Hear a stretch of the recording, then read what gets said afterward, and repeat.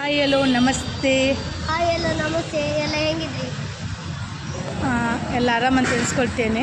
So ನಾನು ನನ್ನ ಮಗ ಬೆಳಗ್ಗೆ ಬೇಗ ಮಣಿಪಾಲ್ ಬಂದಿದ್ವಿ. ಸಣ್ಣ ಮಗನ ಸ್ಕೂಲ್ ಕಳಿಸಿ ಬ್ರೇಕ್ಫಾಸ್ಟ್ ಮಾಡಿ ಪುಲಾವ್ ಮಾಡಿದೆ ತಿಂಡಿ. ಸೊ ಅದನ್ನು ತಿಂದ್ಕೊಂಡು ನಾವು ಅಲ್ಲಿಂದ 8:40ಗೆ ಬಸ್ ಹತ್ತಿದ್ವಿ ಕುಂದಾಪುರದಿಂದ. ಮತ್ತು ಮಣಿಪಾಲ್ ಬಂದು ಮುಟ್ಟಿ 9:30ಗೆ ನನಗೆ ಅಪಾಯಿಂಟ್ಮೆಂಟ್ ಇದ್ದಿತ್ತು.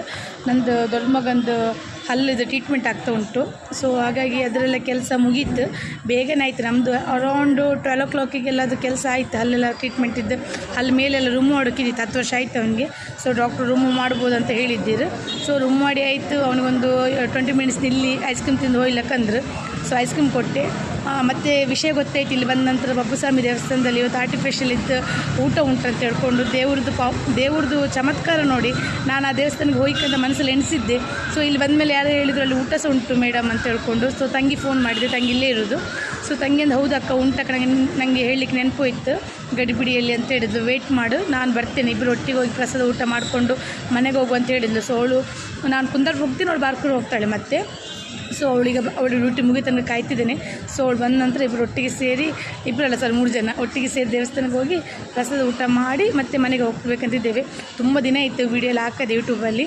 ಸೊ ಟ್ರೈ ಮಾಡ್ತೇನೆ ಇನ್ನು ಆದಷ್ಟು ವೀಡಿಯೋ ಹಾಕಲಿಕ್ಕೆ.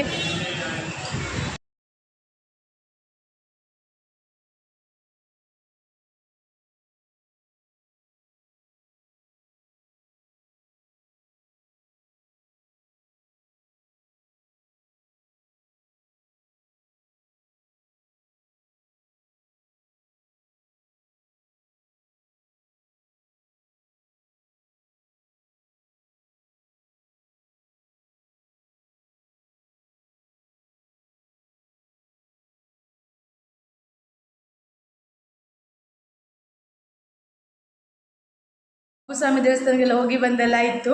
ಸೊ ಮನೆಗೆ ಬಂದು ಮುಟ್ಟಿದ್ದೇನೆ. ಸೊ ಮನೆಗೆ ಬಂದು ಮುಟ್ಟೊತ್ತಿಗೆ 5:30 ಆಯಿತು. ನಾನು ಅಂದರೆ ತುಂಬ ಲೇಟ್ ಆಯ್ತು. ಅಲ್ಲಿ ಊಟ ಪ್ರಸಾದ ಊಟ ಸಿಗೋದೇ ನನಗೆ ತುಂಬ ಲೇಟ್ ಆಯಿತು. ಮತ್ತು ತಂಗಿನೂ ವೆಯ್ಟ್ ಮಾಡ್ತಿದ್ದೀನಲ್ಲ.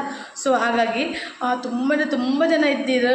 ನಿಜವಾಗಿ ನಾನು ಹೇಳ್ಕೋದೆ ಗ್ರೇಟ್ ಆ ಕಮಿಟಿಯವರು. ಯಾಕಂದರೆ ಅಷ್ಟು ವೆರೈಟಿ ಮಾಡಿ ಅಷ್ಟು ಜನರಿಗೆ, ಅಷ್ಟು ಸಾವಿರ ಜನರಿಗೆ ಒಂದು ವಾಲಂಟಿಯರ್ಸ್ ಆಗೋದು ಇಚ್ಛೆಯಿಂದ ತುಂಬ ಜನ ಅಲ್ಲಿ ಬಂದಿದ್ದಾರೆ ಬಡಿಸ್ಲಿಕ್ಕೆ.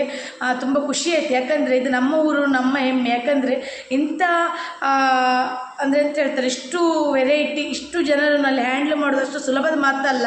ಸೊ ನಮ್ಮದೇ ಒಂದು ಮನೇಲಿ ಫಂಕ್ಷನ್ ಅಂದರೆ ನಮಗೊಂದು 10-20 ಜನನ್ನು ಸುಧಾರಿಸಲಿಕ್ಕೆ ಕಷ್ಟ ಆಗ್ತದೆ. ಅಂಥದ್ರಲ್ಲಿ ಅಷ್ಟು ಸಾವಿರ ಜನ ಬರೋತ್ತಿಗೆ ಪಾಪ ಅವರಿಗೆಲ್ಲ ಒಂದು ಹ್ಯಾಟ್ಸ್ ಆಫ್. ಯಾಕಂದರೆ ಅಷ್ಟು ವೆರೈಟಿ ಮಾಡಿದ್ದಾರೆ. ಅಷ್ಟು ಅವರು ಒಂದು ಅಚ್ಚುಕಟ್ಟಾಗಿ ತುಂಬ ನೂಕುನುಕ್ಕಲ್ಲಿದ್ದರು ಜನ, ಅಷ್ಟು ಇದ್ದರು. ಆದರೂ ಊಟ ಮಾಡೋ ಹೊತ್ತಿಗೆ ಎಂಥದೊಂದು ಕಿರಿಕಿರಿ ಥರ ಆಗಲಿಲ್ಲ.